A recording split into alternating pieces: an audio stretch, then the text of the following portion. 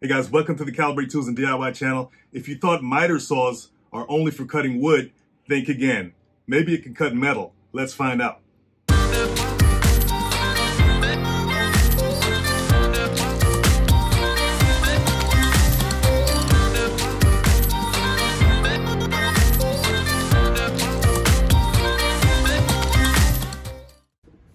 Okay guys, I know when you look at these things, you think, oh, okay, that's a wood cutting machine.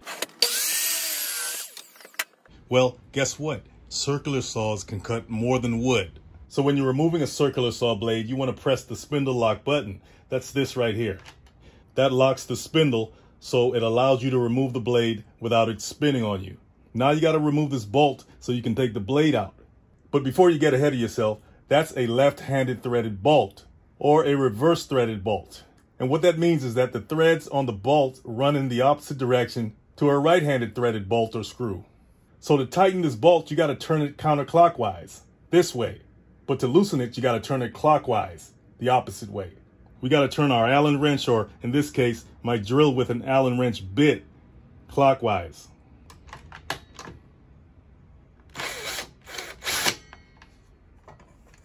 All right, guys, just rewind if you didn't get that part.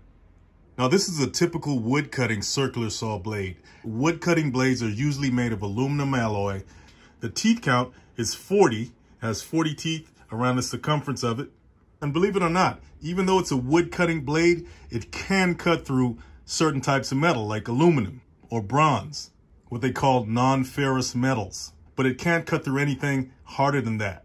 Now, this blade can cut through steel, as well as pipes, as well as angle iron, as well as studs, EMT conduit, threaded rod, plates and bars. Tells you right here on the blade. This is a 6.5-inch blade, but look at the tooth count. It's 48 teeth on this thing versus 40. This is an aluminum cutting blade. The teeth count on this thing is 56. Same size as this one, 7.25, but the teeth count is way higher. All right, guys, an obvious reason why you shouldn't use a wood cutting blade to cut metal is because metal is harder than wood. That's why you need a cutting blade that's hard enough to cut metal, and as a result, it's going to be heavier than a wood cutting blade. And to show you guys the weight difference, I got my scale right here, and I'm going to turn it on, set it to pounds, and then let's put our wood cutting blade on the scale. You got about 9 ounces, a little over 9 ounces, 9.25 ounces. And if you put your aluminum, pure aluminum cutting blade, let's put that on there, you got about 12 3/8 ounces. So it's roughly a 3-ounce difference in weight between a wood cutting blade and a pure aluminum cutting blade. All right, so let's install our aluminum cutting blade to see how it works.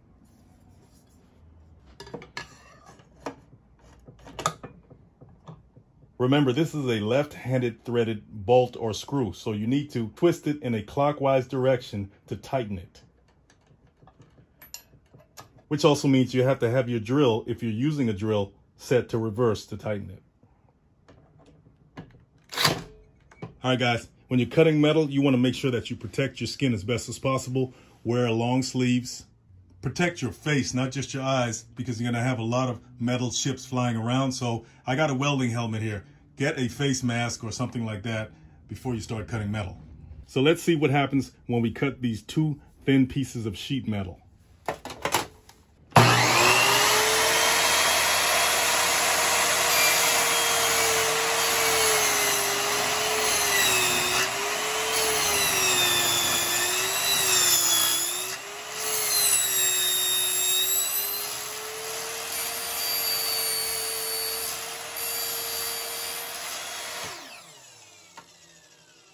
All right, guys, we see that it's sliced right through it.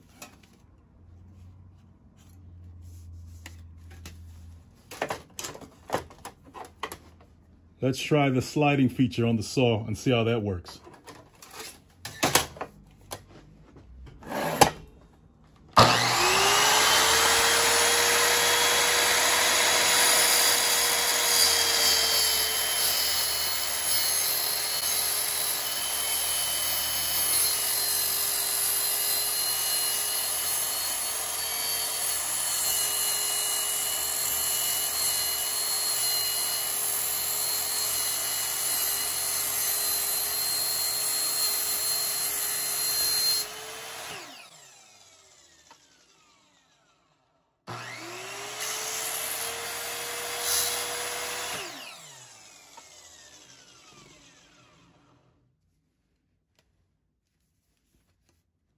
That's a pretty clean cut.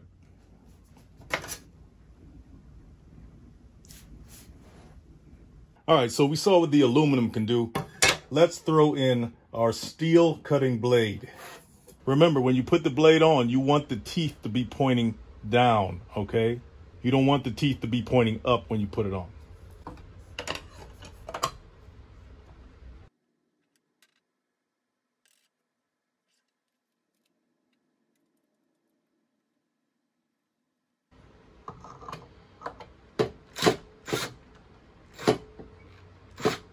All right, so we got some carbon steel here, schedule 40 pipe. Let's see how it goes.